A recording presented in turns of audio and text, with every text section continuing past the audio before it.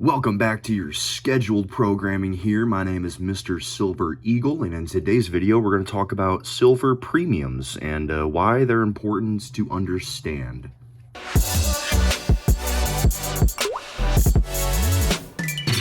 Let me start this off by first explaining what premiums are.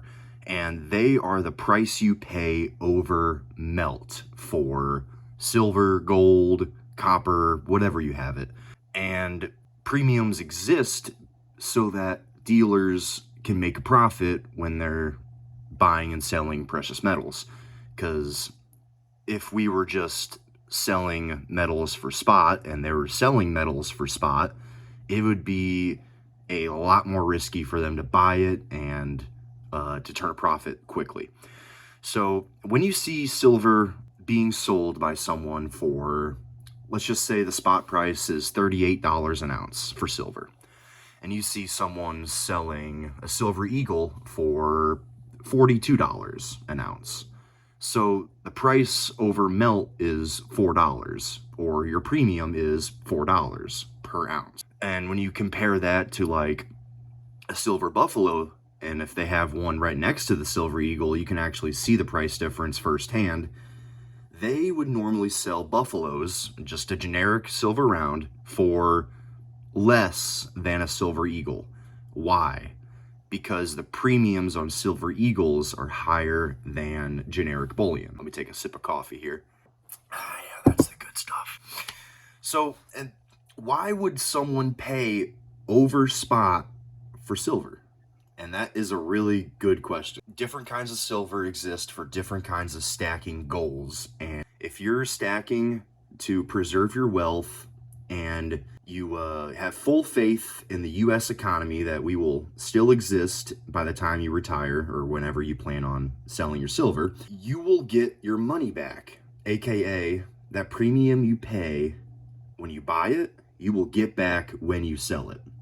For the most part. And if you believe that the dollar is still going to be around and worth something here in 50, 60 years, then Silver Eagles or a high premium silver minted by a government is your best bet. And now when I say best bet, I mean for that instance. You know, if there's a lot of ifs, ands, or buts that go into this thing, and I am not a financial advisor. This is just what I've been seeing. And so on the flip side of that, whenever you buy the low premium stuff, aka the stuff that you can get for close or really close to melt, when you go and sell it, dealers are gonna maybe not offer you as much money as you thought.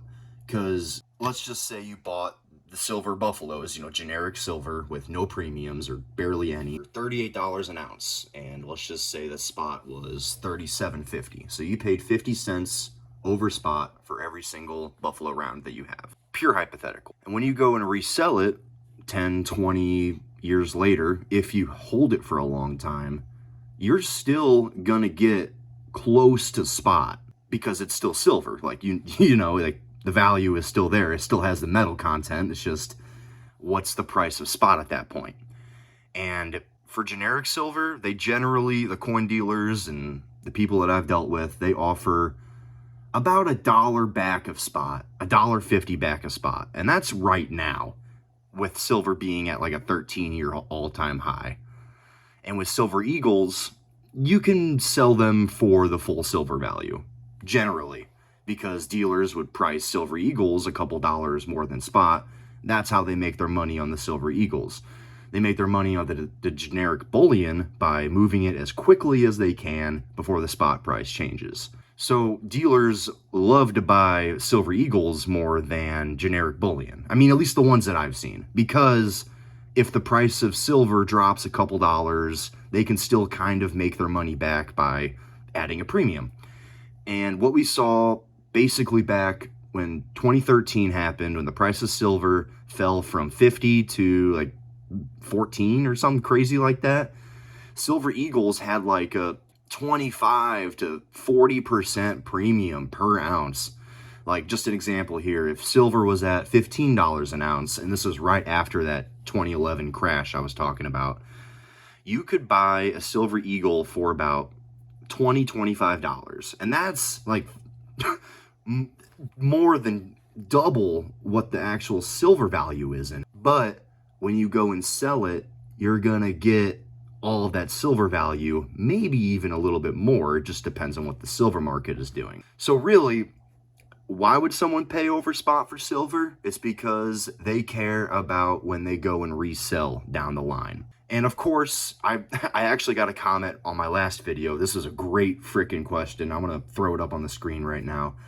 He asked, what would be the difference between, and this is me paraphrasing, I don't have it right in front of me right now, but he was saying, like, so if silver got up to the price of, let's just say, $4,000 an ounce, and I have buffaloes and eagles, would a dealer pay more for those eagles than they would the buffaloes? And great question. First of all, I'm not a financial advisor. Second of all, yeah, there is a difference, because when silver gets up that high, like it did in the 80s, and this is just based on past information, what I've heard from old coin dealers and people on YouTube, it's that when they were melting all of that crap down, it was pretty much worth the same. So they were melting silver eagles, they were melting brilliant uncirculated half dollars from the 40s and 50s. Everything went into that frickin' smelter because the silver metal was more valuable than the coins to a collector or a stacker. So for that instance, for when silver gets to a crazy frickin' number, it's all going to be pretty much worth the same. But if silver got up to $4,000 an ounce, I would be terrified. Terrified to see what a gallon of milk would cost. Or a gallon of gas, you know? I hope that never happens, but if it does, you're going to be thankful that you had at least some kind of silver. Because if it gets that crazy, dealers are going to buy it all the same. Like, it's all the same. Now, on the flip side of that, you know, why wouldn't someone pay over spot price for silver? And that's for someone who stacks because they think the world is gonna end. And that's that's me putting it very, very bluntly, of course. You know who I'm talking about, you 90% constitutional silver hoarders. And so what I mean by U.S. constitutional, I'm talking about the pre-1965 90% silver coinage that we used to actually produce for us, the people, to use in normal circulation. But as our money got worth less and less, they stopped that.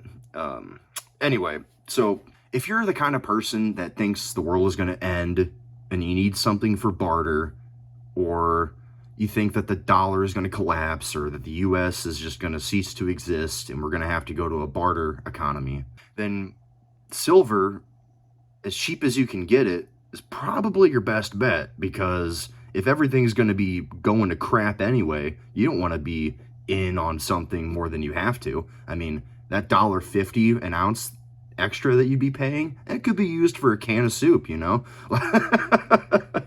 Just different silver for different stacking goals. And so there's a bunch of types of silver out there. It just depends on the person you are and what your goals are. And yeah, understanding premiums is a huge factor into that.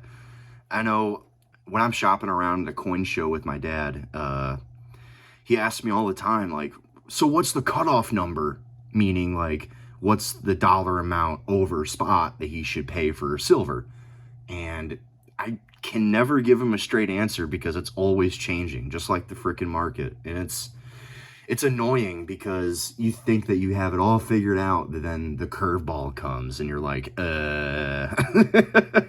Anyway, so, and he asked me all the time, like I was saying, about, like, what's the dollar amount over spot that I should cut off? And I say, I mean, anything more than 30% premium, it's a little sketchy, because at that point, I like to call it ice cream silver. It's that special, looks good, tastes good silver that is really overpriced and is basically a novelty item. You're not buying it for the silver, you're buying it for the design. And yeah, as long as you don't buy that kind of silver, and I know I'm telling you what to buy, what not to buy, but this is for your information only. Like, don't take my advice and then go and do it. Like, this is just what I do, what I see. And yeah, so just be informed, have your own information, be smart about your purchases, Don't spend too much over melt unless it's something that you really want. And yeah, no, it's just because I get a lot of questions all the time, like, how do you know what to buy? How do you know what not to buy? And I really don't. I just buy silver because it's silver, and as long as I don't pay a lot over spot, I'm good. And that's kind of feeds into my last point that I have of how I use the premiums to dictate what I buy.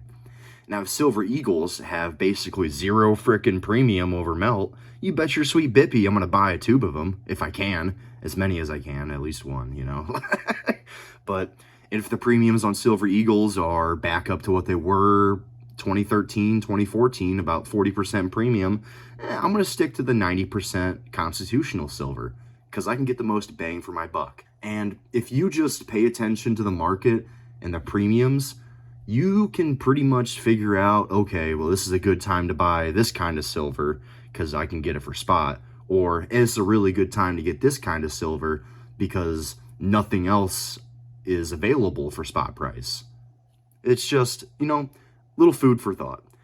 Well, anyways, guys, if you liked what I had to throw down and you connected with something, feel free to drop a like, leave a comment, and yeah, subscribe, all that good stuff, and I'll catch you guys later.